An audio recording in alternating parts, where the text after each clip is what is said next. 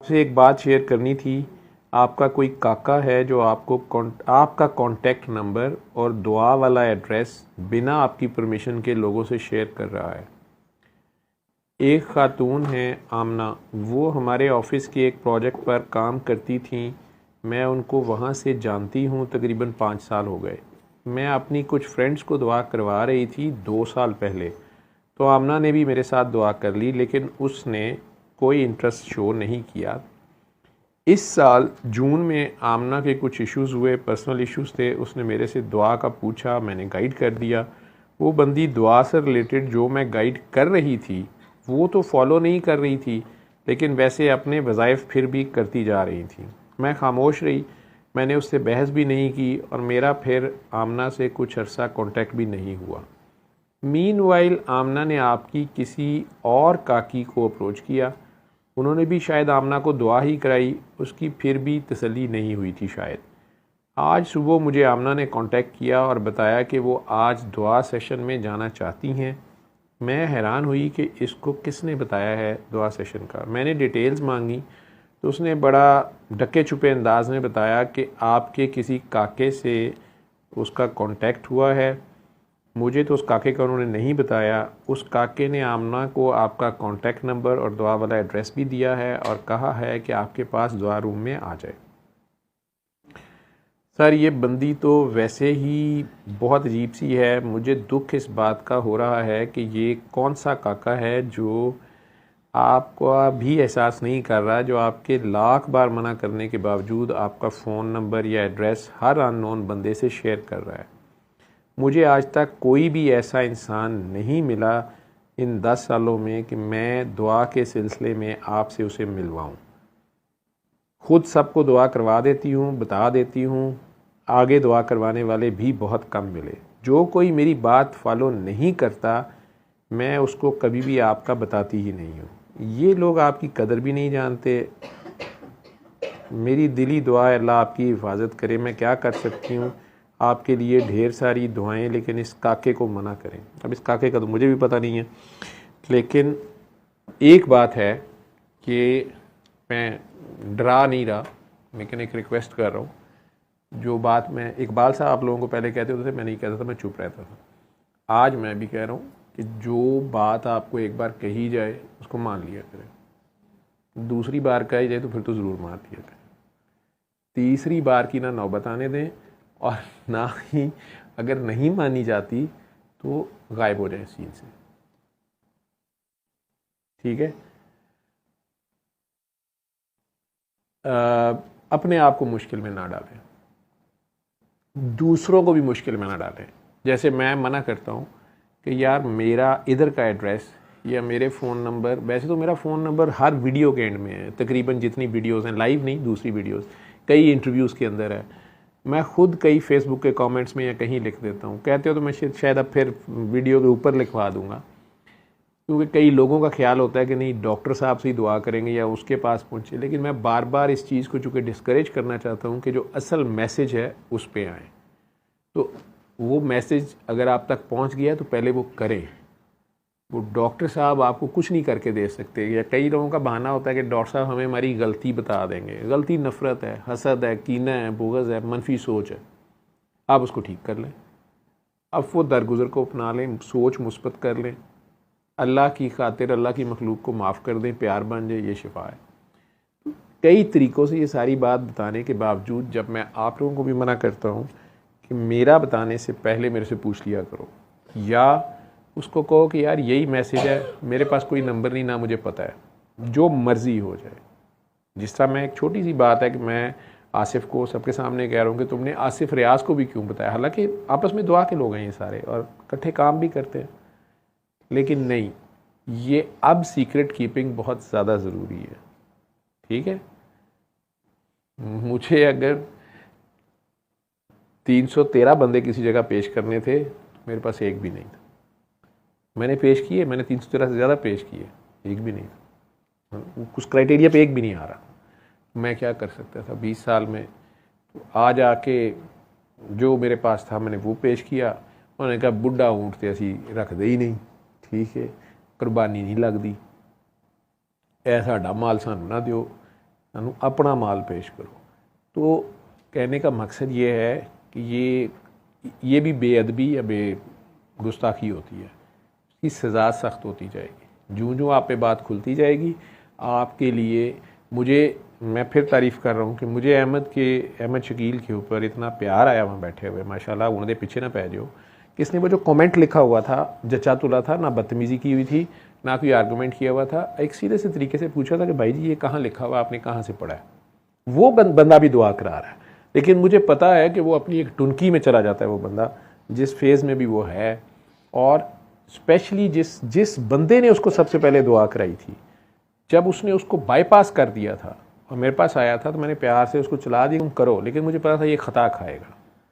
जिस बंदी ने या बंदे ने उसके ऊपर जान मारी की थी, वो जब तक आपको आगे नहीं भेज रहा, आपका बीएससी का सुपरवाइज़र जो है वो आपको नहीं कह रहा कि अब आप एमफिल में जाएं, वो आपको नहीं पास कर रहा और आप कह रहे हैं कि नहीं मैंने सीधा पीएचडी में लैंड करना है, तो फिर आप बीएससी के सुपरवाइज़र को छोड़ के एमफिल वाले को बाईपास करके आप पीएचडी की क्लास में जाके बैठ जाएंगे तो आपका दिमाग ख़राब हो जाएगा, आप परेशान हो जाएंगे। और पीएचडी वाले सुपरवाइज़र ने तो कहना ही कुछ नहीं, उसने लेक्चर तो देना ही कोई नहीं है। उसने तो कहना अपना ही हाइपोथेसिस बना ते अपनी रिसर्च करते अपना डाटा करते मामा सानू ही दस नवी गल, बड़ा हो गया। तो अगर कोई नहीं मानता उसे कि हमें यही बात पता है, अस्सलाम वालेकुम, मत चलाकियाँ लगाएं, चाहे वो काकी हो चाहे वो काका हो, चाहे वो कितना दुखी हो, चाहे आपको जितनी मर्जी हमदर्दी हो, आपके पेट में मरोड़ उठ रहे हो, नहीं इसको सर के पास, सर ने क्या बताना है, सर ने यही बताना है। वो बंदे का काम क्यों नहीं हो रहा आपसे। मैं आपको बार बार कह रहा हूँ कि अगर इंडिया में बैठा हिंदू या नॉन मुस्लिम या स्पेन में बैठा हुआ एक नॉन मुस्लिम इससे ठीक हो रहा है बगैर मेरे से मिले, बगैर मेरे से बात किए, किसी भी XYZ काके काकी के बताने पे, तो फिर ये मुसलमान साहब जो इतने तड़फ रहे हैं ये क्यों नहीं ठीक हो रहे। इनका सूरह रहमान सुनने के बाद मसला क्यों ख़राब हो रहा है। तो या तो ये आपसे भी ब्लफ कर रहा है, छुपा रहा है, बीच में अपनी को गिदड़ सिंगियाँ लगा रहा है, और प्लस अब आपको भी मरवाने लगा है कि आप हमदर्दी में सर का नंबर दे दें या पैसे दे दें या सर तक पहुँचा दें या सर के घर का ही बता दें या लोकेशन बता दें। मुझे इधर सबको मिलने से कोई मसला नहीं है। मैं खुद धड़ाधड़ हर एक को कहना शुरू हो गया, आ जाओ इधर, आ जाओ इधर, आ जाओ, ठीक है। लेकिन शेर अपना शिकार खुद मार के खाता है। तो आप तो इंसान हैं सारे, किसी का मारा हुआ खाने का फ़ायदा ही कोई नहीं है। ये गीदड़ का काम होता है, ये लूमड़ का काम होता है। किसी का बचा खुचा, किसी का अध मोया शिकार, किसी का अध खाया शिकार, उसको बीच में खा लेना।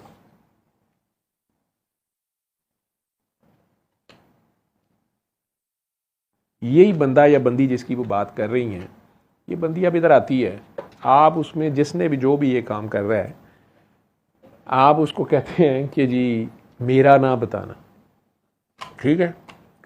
अब वो इधर आके मैं उसे पूछता हूँ आपको किसने बताया, पहला रिलेशन उसका मेरे से बन रहा है, मैं उसे कहता हूँ आपको यहाँ का किसने बताया, वो झूठ बोलता है। वो कहता है जी मैंने वहाँ से सुन लिया, मैंने यहाँ से सुन लिया। मेरा और उसका ताल्लुक जब झूठ से शुरू हो रहा है, जिस ताल्लुक की बुनियाद जो है वो झूठ से शुरू हो रही है, उसके ऊपर हक और सच की बिल्डिंग कैसे खड़ी होगी।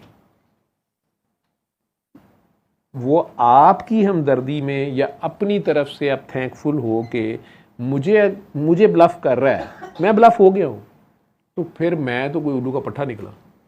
मुझे तो इतने आराम से आपने गोली करा दी, तो फिर मेरे पास लेने क्या है यहाँ। मुझे तो पता ही नहीं चल रहा कि ये झूठ बोल रहा है या सच बोल रहा है या क्या कर रहा है, और अल्लाह भी मेरी मदद नहीं कर रहा, ठीक है। लेकिन अल्लाह मेरी इस तरह मदद कर रहा है कि वो जितने मर्जी चक्कर देता रहे मैं तो खाता रहूँगा, लेकिन जहाँ फंसा हुआ है वो काम और फंसता जाएगा। दूसरा, हम ना तो किसी से चार्ज कर रहे हैं, बार बार मैं ये कह रहा हूँ, ना किसी से कुछ चंदा लेते हैं ना देते हैं।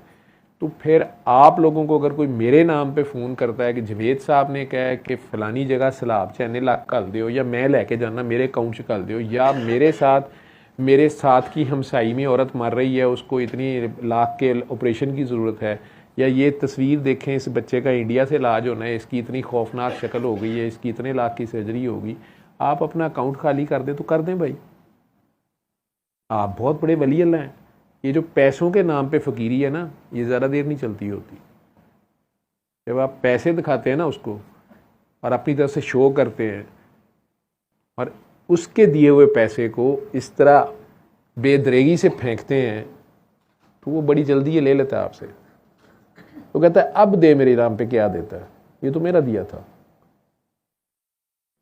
तो फ़कीरी ये थोड़ी थी। जितनी बात बताई जा रही है अगर उतनी पे रहेंगे तो आसान रहेगी बात। सादगी में रहें, आम बंदे रहें, बंदे के पुत्र रहें, ये सीट काफ़ी है।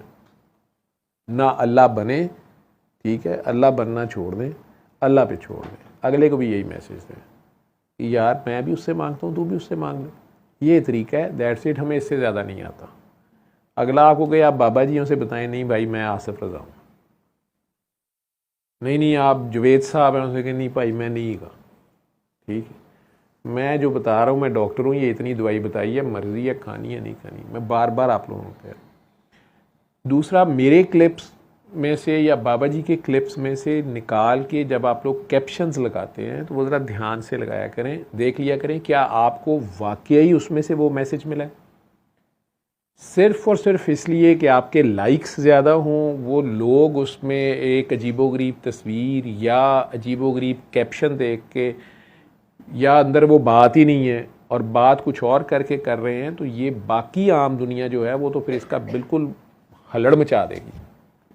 आप पहले ये देखें कि आपको खुद क्या मैसेज मिला है, और अगर उसको ऐसा सच आप शेयर कर दें बड़ी बात है, नहीं तो सूरह रहमान के कार्ड को शेयर कर दें। आप अपनी फ़िलासफ़ियाँ ना उसमें डालें, कोशिश करें आप उसमें अपने लफ्ज़ ना डालें। हाँ, आपको अगर दिल से आपकी आवाज़ आती है, आप किसी को दुआ करा रहे हैं, आप बोल रहे हैं, चाहे एक बंदे को करा रहे हैं फ़ोन पे या घर बैठे या किसी एक छोटी महफिल में करा रहे हैं, इसमें फ़र्क है, ये मैं आपको बता दूँ। जब आप एक से ज़्यादा लोगों को इकट्ठे दुआ कराते हैं, इसमें एनर्जी चाहिए होती है। आपका खुद अपना कितनी फुटिंग्स पे आप खड़े हैं, आपकी अपनी कैफियत क्या है। तो कई बार आप घबरा के फिर फ़ोन करते हैं कि सर वो मैंने घर में दुआ रखी थी, तो वो मेरी ये तबीयत हो गई है, मुझे आज तीसरा दिन है, अब मुझे बुखार नहीं उतर रहा, चक्कर आ रहे हैं, तो किसी ने मुझे कहा ये दुआ की वजह से तो नहीं है। तो उल्टा आपका, आप दुआ से आप डर भी रहे हैं और आप दुआ के बारे में आप कॉन्सेप्ट जो हैं वो और खौफनाक तरफ जा रहे हैं।